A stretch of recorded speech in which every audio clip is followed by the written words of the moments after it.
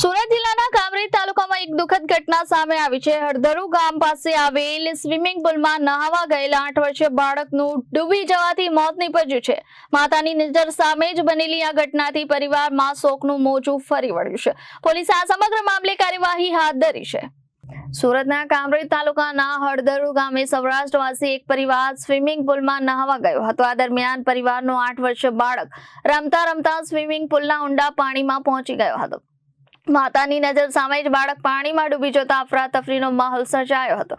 પરિવારજનો અને હાજર લોકોએ બાળકને બહાર કાઢી તાત્કાલિક સારવાર માટે નજીકની હોસ્પિટલમાં ખસેડ્યો હતો। જોકે હોસ્પિટલમાં ફરજ પર તબીબે બાળકને મૃત જાહેર કર્યો હતો। આ ઘટનાને પગલે પરિવાર પર આબ તૂટી પડ્યું હોય તેવી સ્થિતિ સર્જાઈ છે।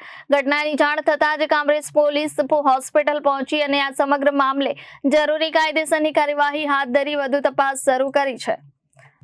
Bureau report Janadesh news Surat.